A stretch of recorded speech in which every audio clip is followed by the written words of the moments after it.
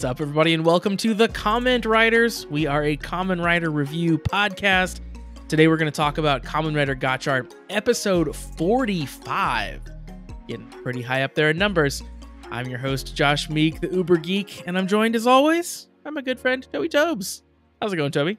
Skibbity Riz. Skibbity Riz. Pippity Pop Pop. You're so Ohio for saying that. Why am I Ohio? That's another one the kids say. They call things Ohio now.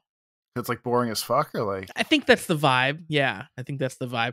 I was also learning about brat today. Learning to be brat. It's brat summer apparently, or something. Is it like hot girl summer, but not? Yeah, I think so. The musical act Charlie XCX or whatever her name is, put out an album I think called Brat, and then now that's become a whole vibe. Apparently it's like a party girl who like has a breakdown maybe, but like still goes and parties and like holds it down, but she like cries sometimes and like is kind of a mess, but like she still parties. There's a lot about partying, I think, in being a brat. Apparently Kamala Harris is a brat. I learned that too. All right, we're getting way too deep into this fucking. She's nope, we're done. Embracing brat culture. Nope. Her the header of her Twitter account that she like created for her presidency says it's in green text like the cover of that Brat album. Nope. And it says Kamala HQ. What are you shutting me down on? Cards. I'm shaking my head. What is so bad about that? Am I being a brat, Toby? You're being a brat. What are you shutting me down? Are you shutting me down on politics? What are you shutting me down on? We're going way down the meme hole again. That's the memes. Much. It's memes that are too much for you. Yeah. Okay. I thought you were like, oh my God, he said something about something political. No, I feel like we've done worse than that. Yeah, me too. That's why I was so shocked. You did before we started the show, Toby. You did say, I'm going to press record, and then you do whatever you feel like you have to do. That's all I'm doing. I'm doing whatever I feel like I have to do. That's a weird way to tell me to intro the show, by the way. You do whatever you feel like you have to do. Yeah, you got to do what you got to do. Skibbity Riz. Skibbity Riz. Oh, Jesus.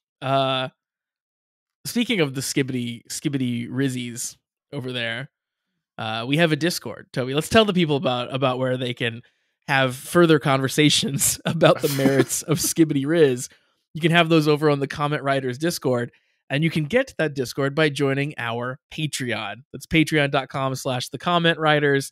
$3 a month gets you access to the Discord and all of our bonus content that we put out.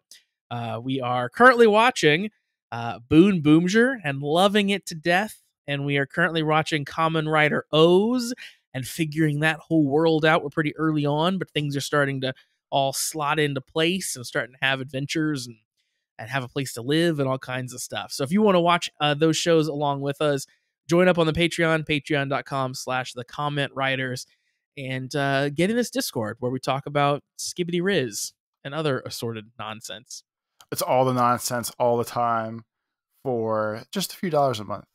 Yeah. If we were actually gonna put effort into this is where we play like the SPCA Sarah McLachlan song where they show you the sad dogs and you say for just arms of a Toby for only a few cents a day, you can get this poor Josh dog out of his cage. Starved. He hasn't been fed. Watch our podcast. It's real. He only has 3 legs and one bad eye and one even worse eye. And here he is. Make you only cry. Cents a day. He could really use some food. Give us he could use some singing lessons too. Your dollars today can go towards those singing lessons, and Josh will be an angel himself in just a matter of months. Yes, for just $3 a month, 1.5 of which go to Patreon. You can come and laugh at our silliness. They take that much? I don't know if it's that. It's a lot. They take a lot of our those money. Those motherfuckers. Yeah. We need to cut out the middleman and have people just pay us directly to watch these other shows. Hit up Venmo at cast@commonwritersucks.com.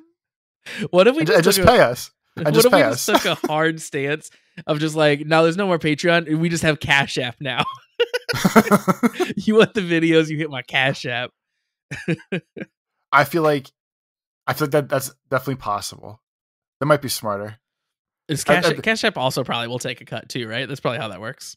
No, because like if we use like Venmo and we say everyone's family and friends, okay. it's just friends giving us money, and they don't touch that. That's non-taxable income. You got your non-taxable income. I feel like more content creation on the internet should be closer to drug dealing, and I think that's what we're describing here. Is it's making it way more like illicit and under the table to get your new hot comment writer videos. All right, so here's the deal. Everyone needs to move to a more centralized location around Josh and I. And I'm going to make a hot drop of some USB drives once a week, Thursday nights, 11:30, 7 p.m. Yes. You know the place. And you just swing on by. I'll flash the headlights twice. You walk towards the car, but not too far. And you stop in the middle of the road. And I'll say, turn around. And I'll sneak a USB up to you and put it in your pocket. And I'll get back in my car and I'll drive away. And we'll call it a day. I want to do the USB handoffs where like I'm sitting at a diner and someone comes and sits at the table behind me, and then we just like reach our arms down and like pass it beside us, but we're actually like facing the opposite directions at the booths at the diner. That's what I want to do. That's a good one. And like the folded up newspapers. Oh, that's good like too. Nonchalantly just like kind of like drops on the table as they walk by. This is listen, lots of people when they're doing content creation, their goal is like millions and millions of views. For me, it's just to get hyper specific USBs into the hands of like 2 people. I want filthy, dirty money, as dirty as it comes. Here, this is even better. What we do is we open our own diner. Okay. And then anyone that wants to sign up just all goes to the diner the same day. And we can just make our rounds around the diner, or like each person can hand it off to the next one in their own little spy mystery novels. Oh yeah. Novellas that they're acting out. Some noirs. I thought you were going to say, if you want to sign up for the Comment Writers Patreon, go to the diner on like Tuesday and order the apple pie or something like that. And then it just comes with a USB stick. It's like our secret code. Order the number 14. It's the deliver and bratwurst. And you tell them double onions. And when you say double onions, I'll know what you mean. Exactly. They bring the checkout right away, and it's just attached to a USB flash drive. Yeah. And to finish this little wild fantasy, both my mom and Josh's mom are going to be the waitresses. They're going to come out and say, "Oh, you're so lovable. Thank you so much for your order." Our mom thanks the people for getting into the Patreon, Patreon. I mean, okay. like a nice, like if you go to the diner and like Flo's serving you, you know Flo's going to be a nice lady. Yeah. It's just a name. So it's kind of like that. What makes you think my mom is anything like Flo? I don't know. Yeah. No, not progressive Flo, just Flo. Just the lady Flo. Okay, just a Flo. Yeah. Rose. Gotcha. Like Rose. Rose is in there a nice one. Yeah. I feel like your mom would be very proud of you for the Patreon. I just have that feeling about her. We're have to get a live interview for this, I think. Yeah, I think so. Like I'm just picturing like, oh, you got a little community over there, Toby. It's so cute. Just like her doting on you about the Patreon. She would go, no, because even years ago, like years and years and years and years ago, this is the wackiest Patreon ad of all time, by the way. Yeah, we're still in the ad, everybody. We're still doing it. This is still the ad. If they were like a paid advertiser, they'd be so proud of this fucking 6-minute diatribe. When we did the overanalyze stuff, she always said like, "Wait, what do you do?" And I said, "I talk to this kid I know online. You know, we watch Power Rangers," and it always inevitably turns to, "Can I see it?" Like 100% like supportive mom. Like, oh, that's can I cute. watch it too? And I always say like, "No, mom, I say bad stuff. I can't let you in this. I can't bring you down to this level." So that's why, like, well, yeah, I have never really shared much of what we do or I've done on the internet with people IRL in my real life for the most part. And like, yeah, part of it is just the like, well, I don't know. I curse in this a lot, Mom. We probably shouldn't. that definitely was a chunk of it when I first started. Like maybe now's better.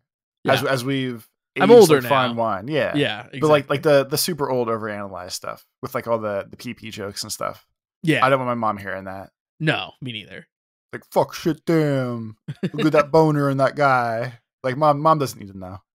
you and I are still pretty crude. I mean, like, it's not like we like attempt to tone it down or anything. So like we're like still our normal selves, but like it was worse back then. Like when we were younger, we were definitely way more in the potty humor realm. I feel like a lot of times. Braggadocious. Yes, exactly.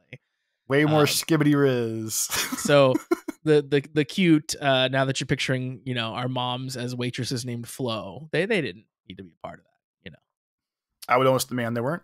Yeah. Although, like, the one piece of content I've seen with your mom, it's also her cussing too. So that's because she's a goddamn hypocrite, and I had to prove it to her. And I actually don't even think, like, the whole, like, the comments or the description on that video is, my mom has no idea she did this.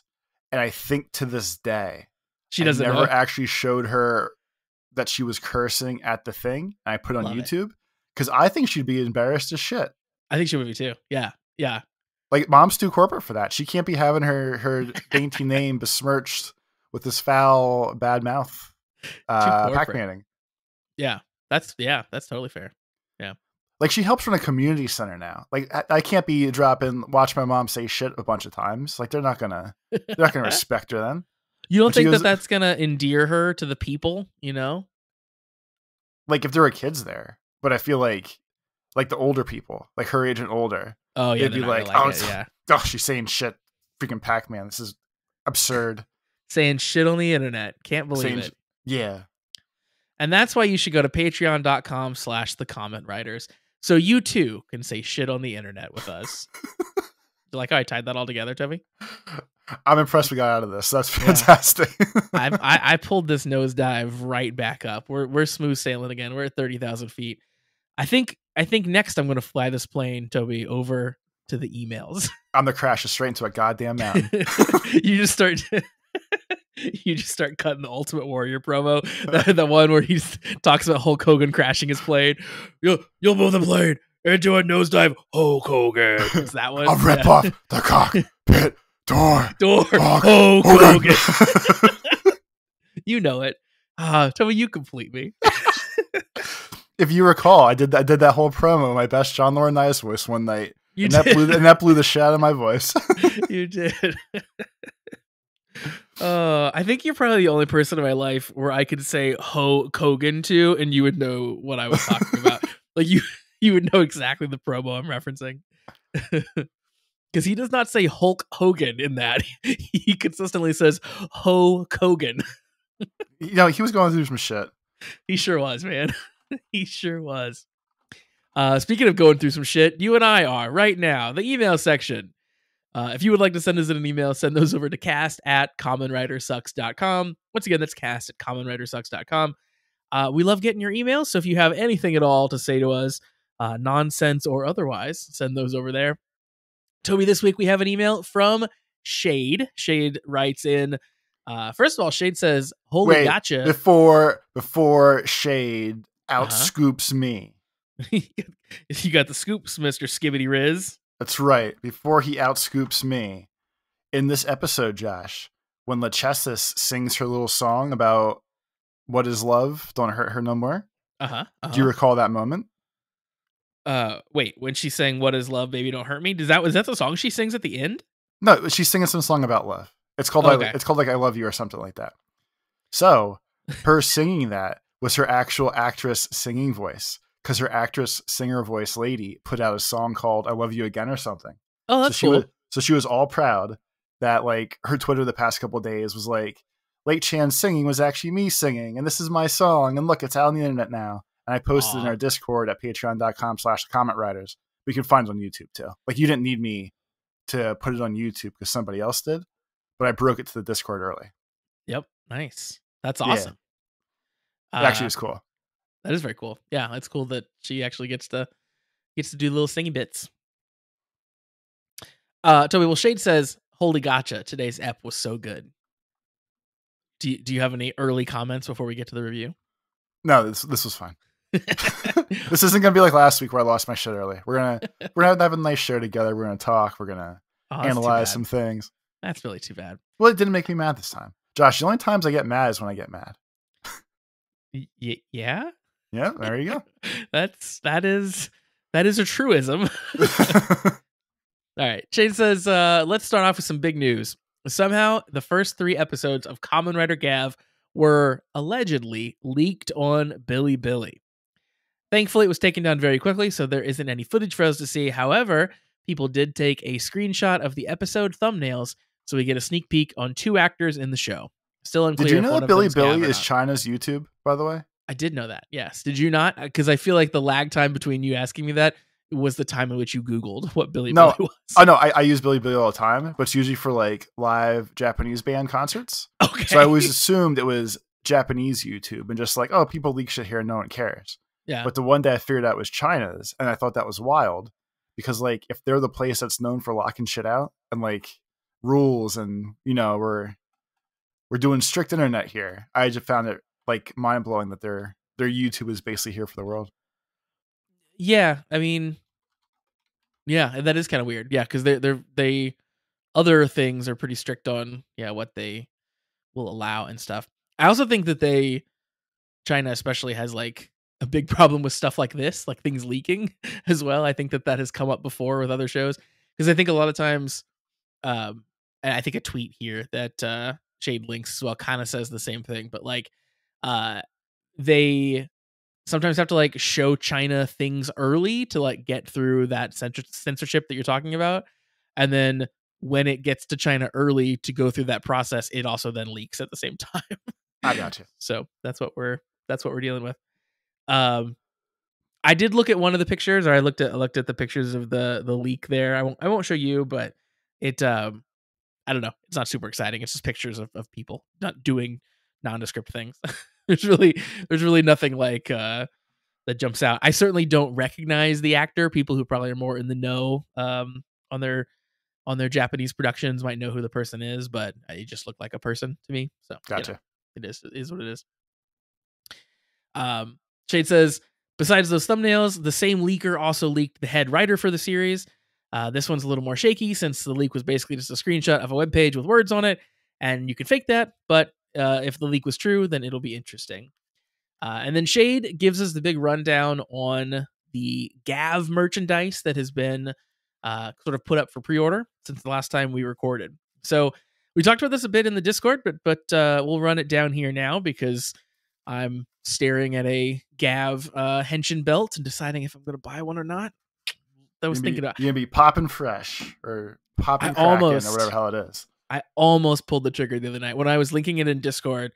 I got so far as it was in my cart and I was on the like checkout page, basically clicking place order, and I was like, I'm not going to yet. I was like, what happens if you hate the show? Yeah. Like, but so part of it was just like the idea that I would like be able to then say I bought a driver for this show, just to be like, as an owner of the belt, I could tell you how this works. I could just be real annoying about it for a full year. That sounds fun. But what made me not pull the trigger was I was thinking like I should figure out a way to like display these on a wall. So then I was like Googling and like you can get like 3D printed connectors to hook them to a wall. I'm like, I should do that. And I was like, well, if I'm going to do that, I should do it with the belt I have now before I buy a new one. So then that's the direction I went. You like talk yourself like real far in reverse. That's pretty impressive, actually. Yeah, I did. I've gotten better at that as I get older, talking myself out of purchases. Because I always joke with my wife, we're like, because we still laugh sometimes about like me buying myself fun things, basically. And I'm like, I wish I could get credit for the amount of things that I don't buy myself, like on a daily basis. Like the amount of things that I see and I think, ooh, I want that. And then I'm like, nah, I don't need it. Like, I should get some credit for it. You gotta start telling people. Yeah. Yeah. Guess what, guys? I didn't buy this today. Look at me. Like, you gotta.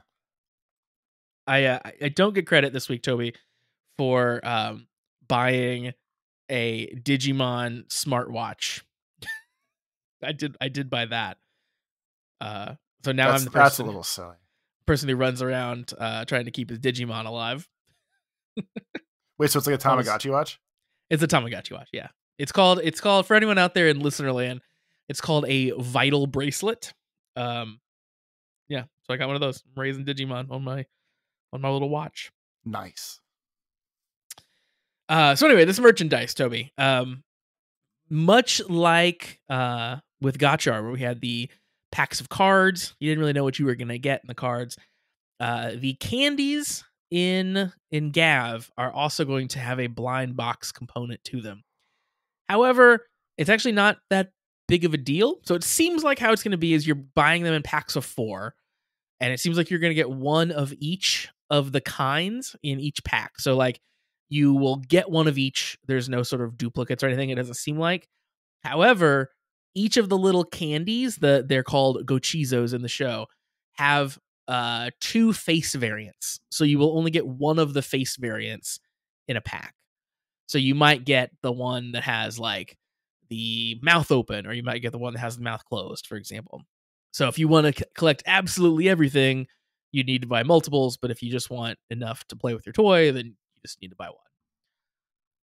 That's pretty reasonable considering how absurd this shit gets. Yeah, like honestly, if you want to do blind boxes and you really want to do this, like fine, this is probably the most humane way to do it. if we're breaking it down, like I don't need it's not like exclusives in a second blind box. It's just like a slightly different sticker on a portion of the toy. I'm okay with that. Shade also links that they're packaging this in candy packaging, so it actually straight up like looks like kind of Japanese candy in like a foil wrapper in like a 3-pack and stuff. It's cool looking. And they also will have Gav actual candy, so some Gav gummies, some Gav chocolates, all kinds of fun stuff. The little gummies are like in the shape of the Gav helmet and stuff, which is cool. I would definitely be like more inclined to buy candy chocolate nonsense just to get and like show off than I would the toys that with the known sum for the sake of things to do online. Yeah, that's fair. I think they're selling chocolate with little figurines in it too. So I don't know if it's like Kinder Egg thing where you break the chocolate open to get the figure, or if it's kind of packaged separately. But like, yeah, you can get a little tiny pewter looking Gav figure and get chocolate as well. Now we're talking. Yeah. Then Shade says, finally on to other crazy Gav stuff. Apparently, so this is very funny because I got fooled about this in the Discord today. But Shade says, apparently someone made a fan-made trailer for Kamen Rider Gav with their own homemade suits and everything. It's genuinely really good looking, and it could possibly even fool someone into thinking it was real. I'm just saying, Josh, this is a perfect opportunity to prank Toby. So not only did someone think it was real, I thought it was real. To be fair, I only saw a screenshot from it that said the release date. So I posted it in the Discord. I'm like, oh, hey, it looks like Gav is coming out September 3rd. And then someone pointed out, our navigator pointed out, yeah, that's a Tuesday, not a Sunday. So then I went back to the source and realized that it was this fan-made trailer that I saw the screenshot from. So it wasn't actually real life at all. And it was completely made up. What if the fans are going to counter program actual Kamen Rider Gav with Kamen Rider Gav homegrown, and that's going to come out every Tuesday? That sounds cool, but it'd be cooler if like I had to go to a diner and sit across from somebody and then get that on a USB drive. There's no copyright takedowns that way. That's true. That's true. It's really interesting. This fan trailer is interesting that someone this quickly, like we've barely even seen a full suit, right? Like we've seen like one image basically of the suit so far. Someone already had, I guess we've seen the full suit, but just like one image of it, but someone already has made like really, really awesome looking cosplay of the Gav suit so far. Like super convincing, like you wouldn't bat an eye at it not being the real thing. Cosplay of Gav. That's crazy. People out there have a lot of time and a lot of talent on their hands. Too much of both things is a bad idea. Then we'll jump down here a little bit to some things from the producer's blog that Shade highlights. First up, producer Monano talks in the blog about the opening sequence of a certain anime with a steam locomotive that starts running and how that image has left a huge impact on him. At the beginning of the planning of Gotchard, he strongly insisted that the 2 motifs for the rider should be a grasshopper and a steam locomotive. He even got a toy steam locomotive and brought it to planning meetings. That's such a random thing to have be like your muse. Yeah. His gotcha was, I watched a train one day and I was like, this needs to be my Kamen Rider. I mean, if I was making a Kamen Rider, it would just be a Shinkansen based theme. Like I would do Japanese bullet trains as my Kamen Rider without hesitation. That's what I would do. It's the first thing that came to mind. I would make Assassin's Creed with Kamen Riders. That'd be cool too. I don't know. I don't know if we can kill people or not in the show, but it'd be cool. I guess we can. You ever saw Black Sun? What are you talking about? Yeah. Oh, you make it. Got it. I love the idea that his coworkers are like, this freaking guy with this train. why is he carrying this train everywhere? I like it more that like he pitches it as like, oh, grasshopper and trains, and they're like, oh yeah, cool, we get it. And he's like, no, you don't get it. Watch. And like he runs out of the room and grabs a freaking like HO model trains. Like, no, watch. And like runs the train back and forth across the table. He's like, Steamliner. Like, look at it. And they're like, no, man, we got it. Like, you don't have to show us. We get what trains are. And he just keeps getting more and more hyped of like, no, you don't. Watch. Did you hear me say it? Steamliner. Did you hear it? You see how it's going to be, right? Someone record this. I want the VO guy to get this perfect. Someone record this. They're just like, they just dread meetings all the time because he's going to do the train thing again. I just know he is. Next up from the blog, we also learned about Lechessis' true essence. By recovering the memories of her human model, she was able to get a dream, getting her closer to becoming human.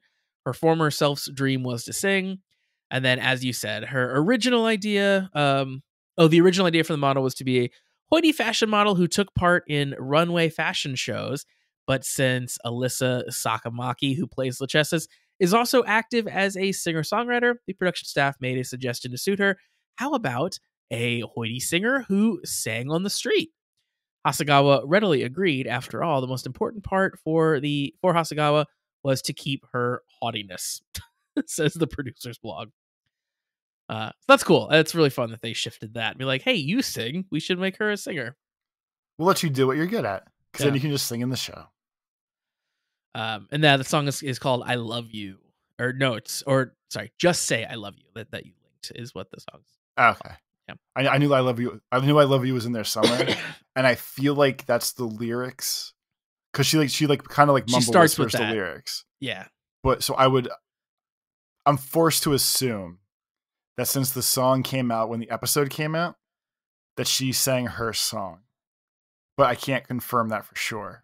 But the lyrics sounded like "I love you," blah blah blah, and it seems odd that it wouldn't be her song at that point.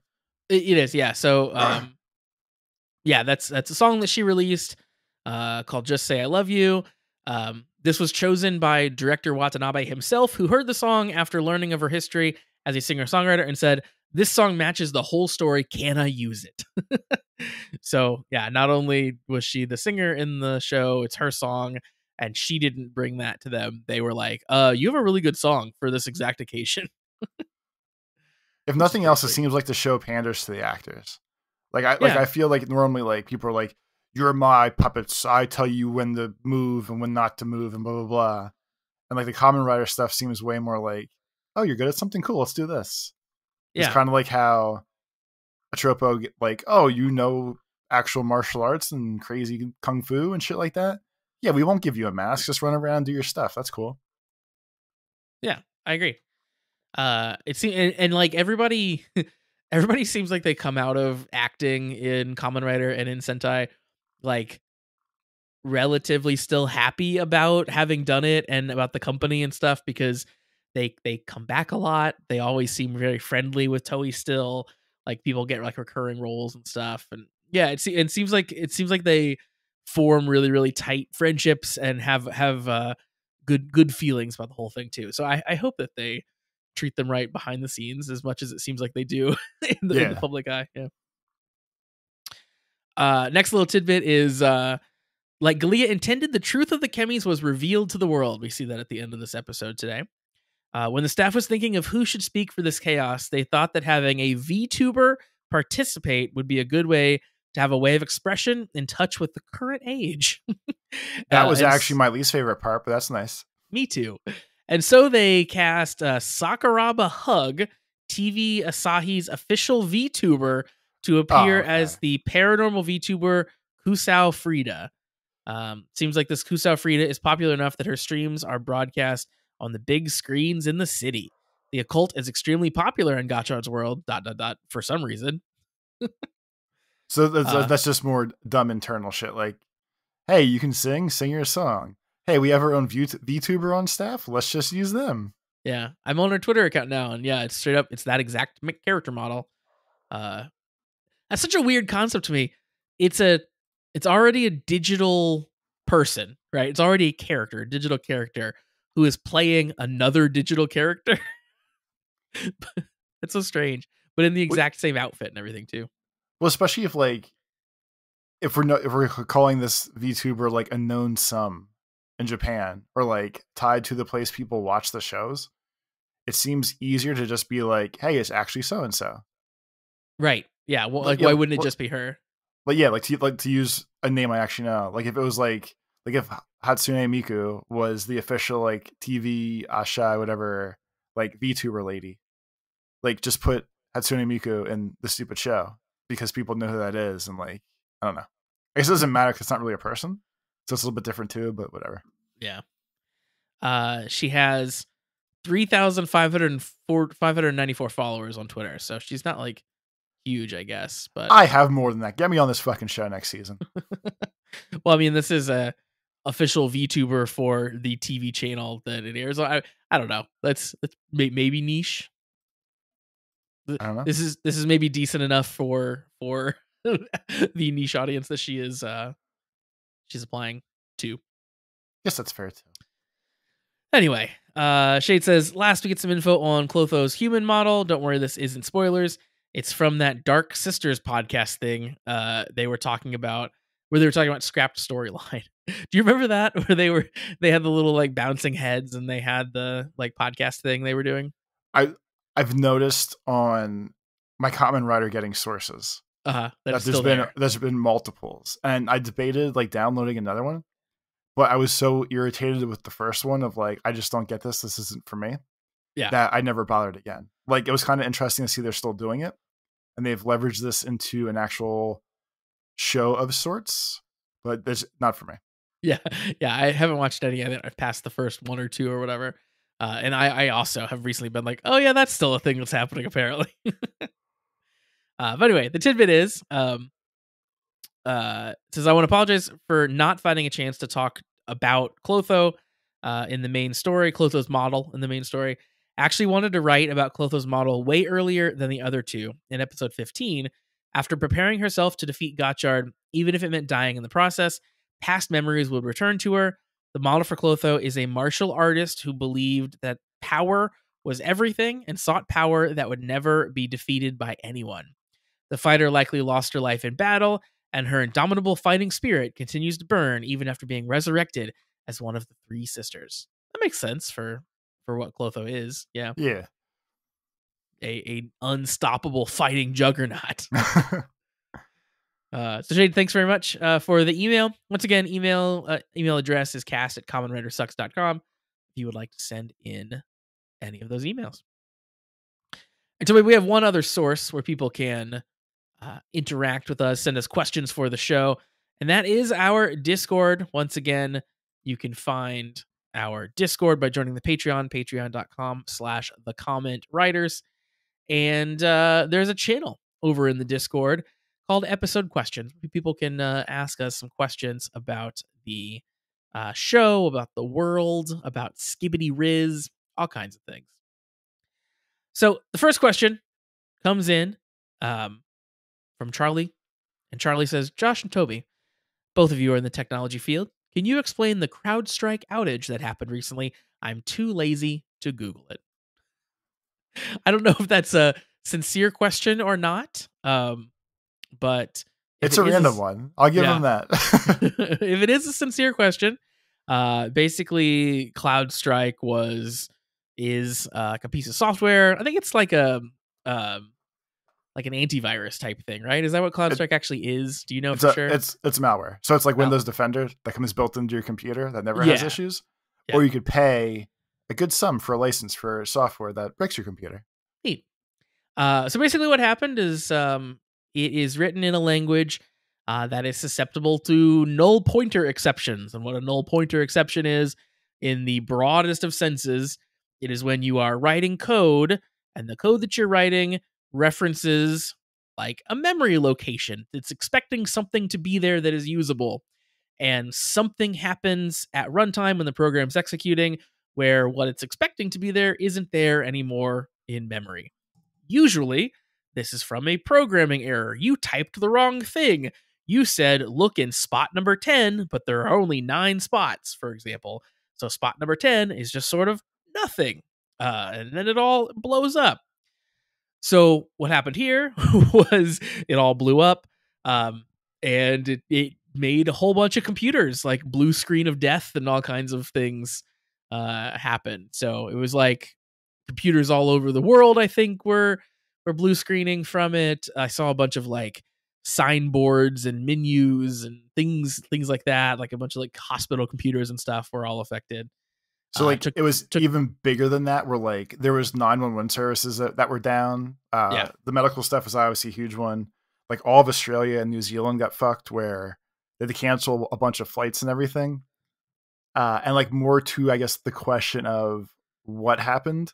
So basically there was a bad update that they made, and the way they do their updates is depending on how big you are, like you just either dump it to everyone at once, or you can do like staggered rollouts of, hey, like these blocks of computers get at the same time or whatever. So basically overnight on Thursday night of last week, they just said like, hey, we're pushing the update out to everyone, and obviously didn't test it. So basically CrowdStrike updated, it crashed the computer to a blue screen. And then like the only fix was you had to wait for them to fix their update to get it to like download the new antivirus version, whatever. So it was safe. But the problem is like a lot of the things that people mentioned, like there's a bunch of different ways computer works. Computers work in regards to servers and the way you can get a hold of them. But like I used to work for, I guess we'll call it a utility.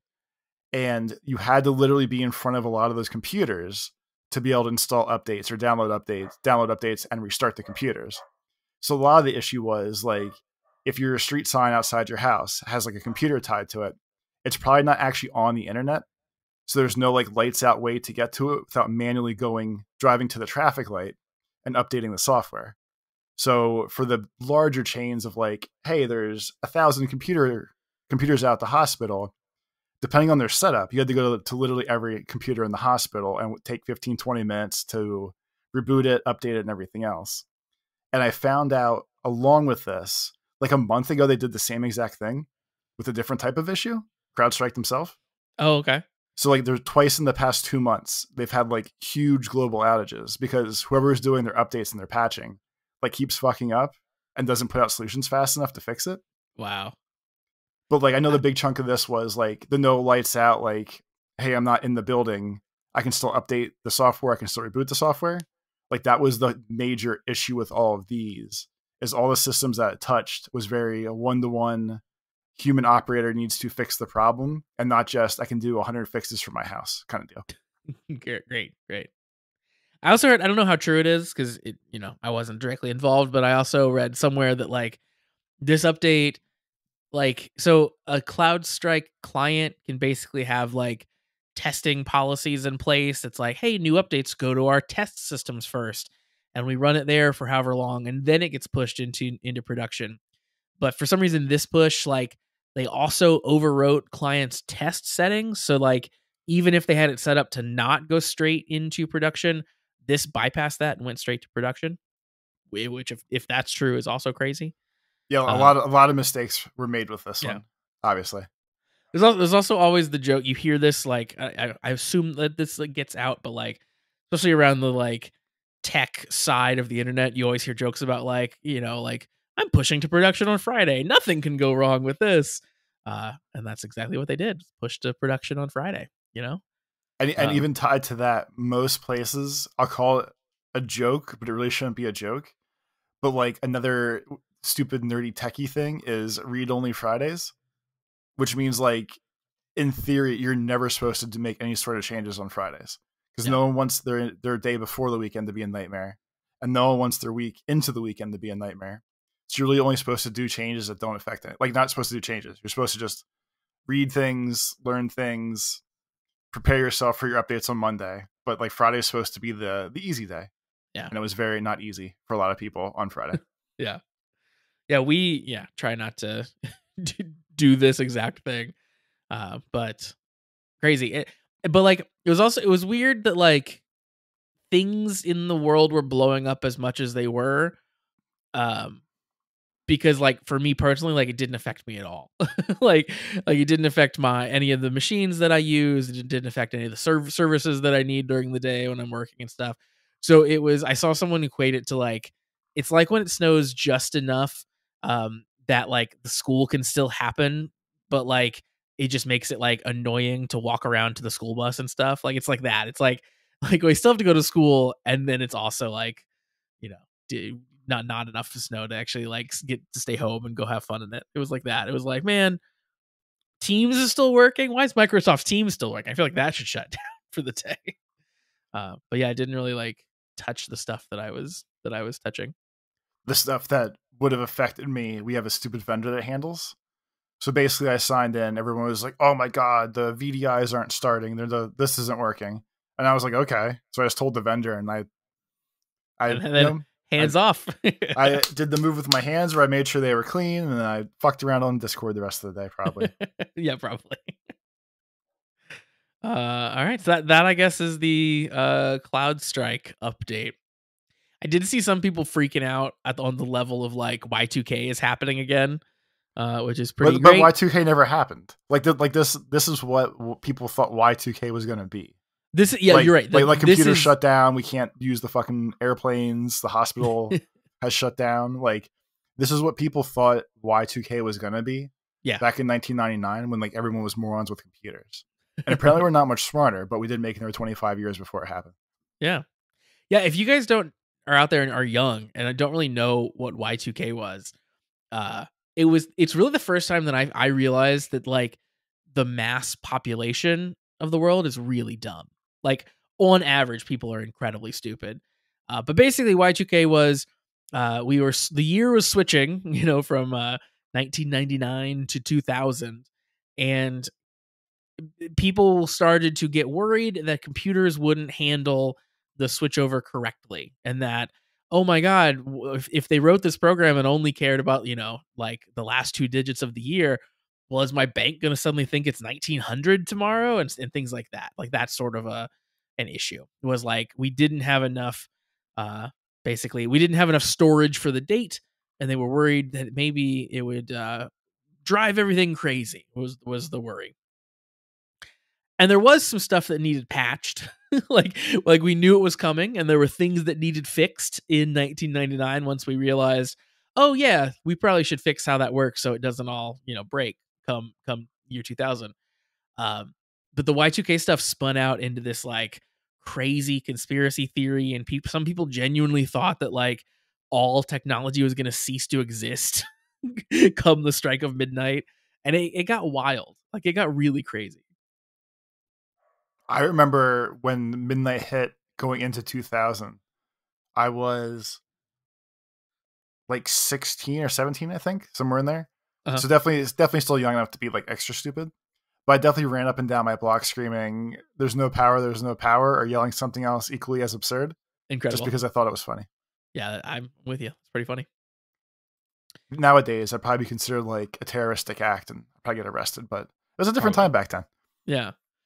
Helter Skelter and all that. Inciting mass panic is illegal, I think. Yeah. You can't say bomb on an airplane. So yeah, that's how that works. Gotcha. Our next question comes in from Liv. It's I believe one directed at me, Toby. Joshua claims to be the Uber geek, and yet he does not speak much about the mobile rideshare service Uber. What's up with that? What is up with that, I guess? Yeah. So sometimes words have different meanings, Liv, and different uses in addition to different meanings. I guess the meaning is kind of the same here, but different uses. And sometimes one thing doesn't mean another thing. But if I was going to pick a rideshare service, Toby, it would be Uber. If I had to pick one of the 2 or 3 that exist. I think that's the only one I ever used. So that seems like a good deal. Yeah, I think it might actually be the only one I've ever used too. I think I've only taken an Uber probably less than 5 times in my life. It's not much, I mean, maybe less than 10. Maybe because maybe every time I take one, it's like 2 trips, right? Like, I was like if you take one, you probably need 2. yeah, Like more times than not, you need to go away and home. So there's probably 5 or less instances of times I've needed to Uber, but then that being a round trip each time is maybe 10 Uber trips total in my life. Because I just don't. I don't love the experience, and Ubers have only gotten worse since they first came out. But it's a weird experience. Someone pulling up like to your door just in their personal car, and then you just get in, and then it's just this person driving you. It's just weird.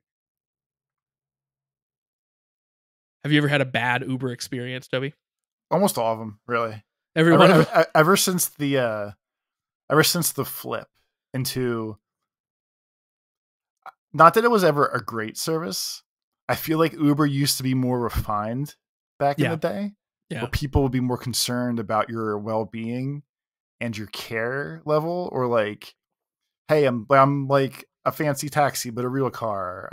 Oh, hello, sir. What do you want to listen to on the radio? Hey, I have a drink in the back if you want one. Like that kind of shit. Uh-huh. And the ones nowadays, like, they are A, talking on their phone while they're driving me. Crazy. B, blasting whatever music they want to listen to. Uh-huh. Their music, not like giving you an option, like you said. Like they won't even turn around. Yeah. Like the last time I came home from, like, I always like live at the bar during March Madness basketball. The last one I came home for on March Madness, I got in the car, said, "Hey man, how's it going?" He looked at me, didn't turn the music down, maybe nodded. I closed the door. On this ride, he was rapping louder than the radio, and the radio was very loud. Great. I definitely saw him kept looking at his phone. Oh my god. He was so distracted by rapping and like dancing and bobbing to the music that we almost rear-ended somebody. We had to jam on the brakes. Holy cow. And then he looked back, he said, "Sorry." I was like, "Nope, it's okay." Because on the opposite of that, if I would have been like, "Dude, what the fuck?" I would have gotten 1 star. And if I get 1 star, then I get paired with the shittier Uber drivers because no one wants to drive me. Right. So now we're all stuck in this nightmare loop of like, I do no wrong and like they do no wrong. But like there's lots of wrongs. And like no one wants the bullshit of like ruining someone's day or whatever. So everyone just like kind of nods. Yeah, I think that's in general a problem with, these types of apps where it's like, I feel like, like the default experience for something should start at 3 stars out of 5. Like there should be room to go up if it's really good. There should be room to go down if it's bad. But like average should be 3 out of 5 stars. But all these things like Uber is like, well, if you didn't get 5 stars, clearly you're going to get fired, demoted. You're going to not get the rates. And like, it has to be 5. So then you have to start at 5 and then only drop it down if someone nearly kills you. It's like, then why do we have 5 stars? Why don't we just have a Boolean, did this person kill me or did this person not kill me? And just let me flip that switch. That's all that we're really doing here. I think I've had 17 Ubers this year so far. Dang, you're a big Uber user over there. Well, it depends where we go. Like we said, like the basketball trips are at least 2. I went on vacation to Cincinnati at one point, and that was covered by being a degenerate. So I had an Uber voucher, but like I had no car there. So basically like every ride anywhere down there was an Uber and lots of Ubers. Nice. Wait, so all those Ubers free for that trip then? Like, or all those Ubers were covered? Yeah. They gave me a $200 voucher. Hell yeah. I made sure I used it all before I was done. Yeah. Just all right. I want you to just drive around in circles for a little bit on this one. Just rack that up. I think I've only ever had good Uber experiences, but sometimes the good Uber experiences, like you were describing, can go a little over the top where it's just like, oh, do you want like a water? Do you want any other kind of drink in this weird mini fridge that I've installed? Would you like to play some video games in this SNES mini that I've tied to the back of my car seat? Do you want some mints? Do you need a hairbrush for some reason? Like sometimes like the offerings are just like a bit much. Like I don't need to be wined and dined in the back of your car. I just need to sit here in silence, please. Even tied to that, one of the rules used to be like, there's so many things you get dinged for as a passenger. One was like, if you slam the door too hard, they can give you less stars. One was seatbelts or not, which is fine. Like you should wear a seatbelt. but like there used to be like an assumed forced conversation where people would be real bubbly and chipper up in the front there, and they would try to talk to you the whole time. And more times than not, I really just want to be left the fuck alone. Yeah, yeah. And they would keep trying to talk, and then I'd feel nervous because like if I didn't talk back, then maybe they give me a bad rating. So now I'm having conversations I don't want to have. Like most people are nice enough, but there was definitely like politically tinged conversations I've had with drivers where like man. I would just sit there and nod because whatever they're telling me, no matter what, is the right stance right now. Because my other alternative is arguing with them in the back of their car in the world where like there's videos of like Uber drivers stopping the car, pulling people out, like reaching back and punching you in the face, like whatever. So I was just like, yep, okay, 20-minute drive. Yep, yeah, great. Yep, that's great. Yeah, whatever you say, man. Yeah, we should stop doing that. I agree. Yeah, whatever. Oh, thanks. I had a great ride. Thanks, man. I'll talk to you later. And I run in the house and take a shower. I do think ice cream is too woke. Yeah. Yeah, you want to smile and nod. Just get out of that situation as quick as you can with as little friction as you can. Yeah, and so again, to go all the way back to the newest ride, dude almost got us rear-ended in an accident. I was drunk, and my only solution to almost getting rear-ended was nodding and smiling when the guy was like, "Sorry, you're okay, like, man. It's okay." Oh man, yeah. So there's a little bit of Uber talk for you, just so I can continue to be the Uber geek, I guess. I feel like we should cut and chop up this episode at this point. Were you also looking at the time just as I was? Things have gotten a little out of hand this episode. I don't know what happened. I don't know what occurred, but I do know we're going to jump into discussing Kamen Rider Gotchard episode 45 right now. And I think Toby, we can before do we this. Start. I said it last week. I'm gonna say it again this week. I might have to delete that questions channel because don't sign up for our patreon.com/the comment writers if you want to use the Discord questions channel specifically, because there might be a day I take it away from all you. You're all getting out of control. You don't like talking about a CrowdStrike and Uber? I think that question channel is doing exactly what I expected it to be doing. I don't know if it's what we deserve, but it's what I expected. Toby, this episode of Kamen Rider Gotchard, which is one of the last few episodes here of Kamen Rider Gotchard, is the follow-up to last week's episode. So to catch everyone up, if you weren't around for that one, Kijiki is getting his memories back. His girlfriend, who we hadn't seen for 40 episodes, is also getting her memories back, and former Malgams are becoming Malgams again, thanks to Galia. Basically, it's the sequel to the Kyoto school trip arc. So those Malgams came back, and Kijiki and his girlfriend are back. And we're in the middle of a fight here at the opening of the episode. But I think we can kind of break this down into the threads, basically, that happened in the show, because there's a lot of like shonen anime style like struggle in this episode that can be kind of condensed down. So I think the first and most important thread let's talk about is Kijiki and Hijiri. Kijiki and his girlfriend, how basically he, is showing her, like, pulling these memories out of her, making her remember. She has a whole arc of, oh my gosh, I'm a monster, don't look at me. And then he tells her she's important and he's going to protect her. And then her memories come back and she remembers all the good times and all that stuff. So how'd you feel about Kijiki kind of tying the knot on this whole arc with his girlfriend? If this would have been last week's episode, it would have been fine.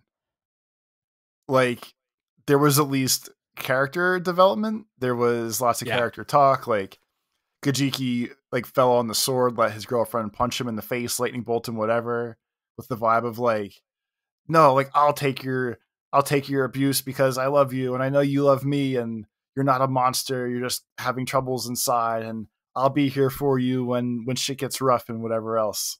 Like, this would have been the perfect conclusion to their whole relationship. Yep. If we would have made the relationship a more potent thing or like more solid thing than the rest of the show. So like, if you can somehow cut up last week and this week, I feel like you have like one super solid episode of reminding us about the two of them, the battles they're having relationship wise due to amalgams and evil and memories and everything else. But like it at least functionally worked better as an episode because they were back now. And I remembered like, oh yeah, they were having a relationship, and like the her blowing him off thing last week because he's a monster. Or like she's a monster, whatever. She's a monster, yeah. I feel like you could have mixed, like, if you want to intersperse these two episodes, like there's bits and pieces of the whole, hey, we're not hanging out. Why aren't we hanging out? Hey, we're going to break up. Hey, you're a fucking amalgam attacking me. Like it would have worked way better as a chunk of both put together versus last week and then this week. Like that's what, so like this week was good, a little extra, but like it all worked. This is what last week needed. Yeah, I agree. I think that there could be a better cut between the two of these. You know, condense it down, cut out some of the stuff, and mix it up a little bit. I felt like, so I really really liked the content of sort of this storyline between these characters. I thought that Kijiki, like you said, falling on the sword, kind of taking her lightning attack, telling her that he would continue to protect her. And then at the end where he's like, hey, can you wipe her memories? I don't want her to remember this. If she forgets me too, that's fine. I thought was a cool character thing to do for Kijiki. Very neat and very selfless. I thought it was really cool of her. It gives her some personality where she's basically like, fuck that. No, if I want to keep my bad memories because then I can remember you. Like it's better this way. I thought that was cool too. And, you know, fits with what we know about her and her like occult stuff too. It seems like she can put up with some scary things. Yeah, like I don't know. It works better because there's all these like heartfelt conversations from both of them. You can see their personalities, and that's what I'm getting at. Is like I think those things are good, and I think we get a lot of personality there. But it did feel a little unearned because Kijiki is so deep in this relationship in this, you can tell, and we just didn't get to see enough of it. So I wish we had gotten hints dropped throughout the show of like, oh, Kijiki's running off to see his girlfriend, or like, oh, Kijiki's always talking about Hijiri. Like, give me just a line or two somewhere to make me remember that's going on. Because you know, it felt like if we just ramped it up right here, and it was like, oh my god, like he's ready to die for this girl. The 2-episode arc special that we see all the time. Yeah, even like the time they went to the spooky mountain town. Yeah, to visit Renge's grandmother. Renge's grandma. Yeah, like she could have went with him for that, and they could like she could have just been there with him. They could have blamed the two of them for who let the yokai out, like all that kind of shit. And like most of the little moments that he's actually been on the show as like a sidekick here and there, she could have been around. Sure. And like at least like the little nudges of, oh yeah, look, they're still together. This was that girl from the other episode. Hey, look, they're in the mountains on vacation. Everyone's hanging out, kind of thing. Yeah, it's one of those things where it's like, you know, they didn't really expect or think about bringing her back probably when they were first making those first episodes. But it's one of those things where you wish that they could have the year-long foresight, like take the time, write every episode and sort of figure those pieces out. And I get logistically why they don't and can't, and that's just how it works. But yeah, it's one of those threads that would have been really cool to connect a little bit better. But still, I do really like it, and it totally worked for me in the sense of like, it's crazy over the top, like a love story thing, but it's super cool. And I really, really liked kind of where the personalities hit and stuff. Like when they hold hands on the bridge at the end, I was in. I was like, yeah, get it. That was awesome. The fact that like UFO X showed up just to like beep bop around, and like because the whole thing was they had to miss the fireworks because of all the bullshit. Yep. So then UFO X comes and like explodes in the sky. And like, wow, the UFO we saw on our first date, he's back. And then we found out that the kids with their dumb cards can somehow out of nowhere use the cards in their drivers and like shoot fireworks into the sky that are the shapes of the chemis, which I think was a nice touch. Like obviously they're all amazing friends. They all took the time to be like, hey, our buddy's buddy and his girlfriend missed the fireworks. Let's do a nice thing. So like the 4 kids like shooting fireworks off so Kenjiki can have his date is like a super sweet, like amazing thing. Like it's very so cool. Cute. Yeah. Like, dude, yeah. So heartwarming. Like I really like this group of kids. The The whole gang, I think the whole Kamen Rider gang this season is top notch. Like, and that's one of the things that draws me the most to a show. Like Geo, I liked Kamen Rider Geo so much because of the relationship between the main three characters. And I get a lot of those vibes here in Gotchard. And this was the perfect example of like, yeah, how like heartwarming and touching they are because they're out there just shooting fireworks off so they can wingman Kajiki. Very, very cool. I like that a lot. We also, Toby, little side story to this one. Minato didn't wipe her memories in a very pivotal scene there, which means that he's breaking Kemi law. So he kind of gave a little speech and kind of put his faith in Hodoro and Hodoro's vision of the future where everybody's friends with Kemi's, and yeah, chose not to wipe her memories, which I thought was a pivotal moment here. They're all becoming a little more human. A little bit. While the non-human also becomes human. Yeah, that's another thread that I wanted to highlight here. So Lachesis, last time around, of course, we found out about her model and she's going to get her memories back. And boom, that's happening here. It happened quicker than I expected it to be completely honest. But they're almost out of episodes. So they're doing almost. That's right. So Lachesis is undergoing the procedure to regain the memories that were copied from her kind of model, the person that she was based on.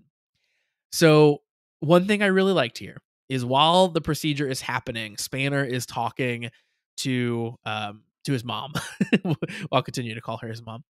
And I thought the conversation was cool because it was like Spanner is a unique person in this show because he knows exactly how dangerous memories can be, right? And they do a cool thing of him basically saying like, hey, memories can be a source of like hope or despair.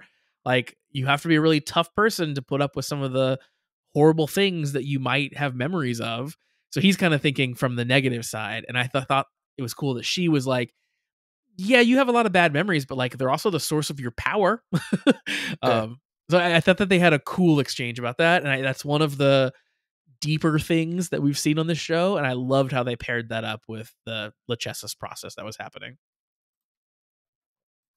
But then Toby, she's awake. She wakes up and she does have her memories back. She says that the person that she was based on is vain and greedy and cruel, but also she kind of liked her because she had aspirations to be a singer, and that was her gotcha.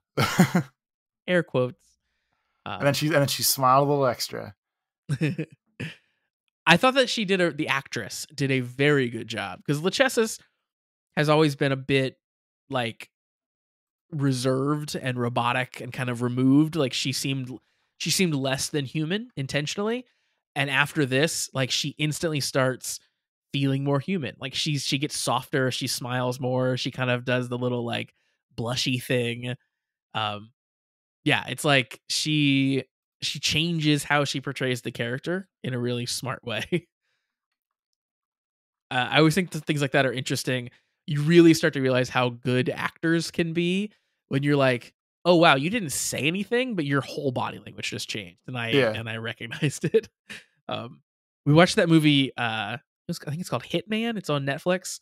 Where there's a scene in that movie where the main character does the same thing, where he's kind of leading a double life in the movie, and at one point someone figures him out and he kind of like becomes the other person visually without actually saying anything. You just see his body language change. I was like, oh wow, that's pretty impressive. You were like holding yourself differently in each character. But yeah, I thought that was cool. So then she wakes up and we get a few more like human moments with Lachesis. She mostly talks to Spanner's mom. She watches the fireworks and like, oh, I'm doing okay. I'm having fun. And then Spanner brings her and his mom some dinner that he cooked. And then it gets weird. Then it gets a little weird. Turns out Lachesis really likes the food. And again, she's giggling about it. And talk goes into the romantic realm, if you will. And Spanner's mom is like, hey, why don't you date Spanner? He cooked for you, right? Yeah, like out of nowhere. The fact that like, I don't know. It's I get what they're doing for the point of the show, and I get that they're like her and Spanner are friends. Yeah. But the fact that like it's like getting someone out of a cult or like out of a bad home or like whatever, and they're like, oh, like you're becoming human again. You're breaking free of some of your internal struggles. You're getting the shackles off. Oh, by the way, you know this guy you talked to? Yeah, just like go fuck him or something. It'll make you feel better. Like out of Yeah. nowhere. Like I know it's a short show. I know they can only really do a little clip here and there of like her progressing down this I'm going to be quote unquote human vibe. But like, hey, you smiled a bunch today. You know what you should try to fix yourself? Fall in love. And by the way, like Spanner's like right there. Like he made us dinner. Like he treats you like a brother. We don't really see like the weird romantic stuff that we thought that was there with Kudo in the beginning. But yeah, like just date him. We all live together. It's fine. It's fine. Yeah, it feels weird. You're dealing with someone who's figuring out human emotions for the very first time, and you're like, yeah, like you said, like, okay, we've tried a little bit of joy. What about like deep love, deep romantic love? Do you want to try that next? As we Like, all know, like love is definitely like the simplest of emotions, and like yeah, never gets like weird or sketchy or confusing or makes you do stupid things sometimes because you're not really thinking about things. Like yeah. it's like okay, we learned happiness. Learn fear. Learn something else that's closer to a base level emotion that's not going to throw you over the edge. But maybe we jump from joy to like hunger. Let's learn some really simple feelings first. Yeah, and like love, it's like, maybe you could use some more like human experience first before you start diving headfirst into a relationship. Because Um, what happens when Spanner says no? Like she's like, oh, we should date. I don't know what dating is really, but we should date. I'm like, I feel something for her. And he's like, no, you're like my sister. That's gonna get weird again, and she's gonna get upset. Go right back to the dark side. yeah. Yeah, I think pushing them into a romantic relationship or even hinting at it kind of undercuts a little bit the his speech about memories and stuff. Like you said, like I want them to be more brother sister vibe. Like I want them to find common ground on like, hey, we've got a crazy past and like we can be better people. They can And be I don't friends off their fucked up childhoods. They don't have Yeah. to be romantically intertwined because of their fucked up childhoods. Yeah, and this show seems to always want to take obvious friends and make them romantic partners, or at least hint that they're going to be romantic partners. Like they've course corrected, I think, with Hodoro and Kudo, where they are fully like in the buddy realm now. I don't think they're going to swerve them back into relationship, but they tried at the beginning. And And same they and here. they It's tried like, in the middle after the Romeo and Juliet one. That was very oh heavy into yeah, like Kudo's jealous that what's I it forgot. yeah. Yeah, I forgot we had a whole middle thing where we brought in another woman. That's But true. again, like it hasn't happened since then. They don't even remotely hint towards it anymore. Like they're And definitely friends of like, hey, I'll help you find your dad. Like, hey, we'll do alchemy together. But that's really yeah. all. Like they settled that down. And the funny thing too is this show is very good. It's very good at writing the beginning of male female friendship, but then they just fuck it up and decide that it's a relationship. It feels like whoever's writing thinks that they're writing like the beginning of a relationship, but really they're just writing the beginning of a good friendship. um, and I feel like the only actual romantic relationship writing that they've done well so far in the show is Kajiki and his girlfriend. Like I think Kajiki and Hijiri, the stuff that they wrote in this episode is very good in terms of the like people saying actually romantic things, but anyone else or they've hinted at that has just been like, the vibes are off. Like I don't know what you're doing wrong, but it feels wrong here. But yeah, that seems to be where she's going.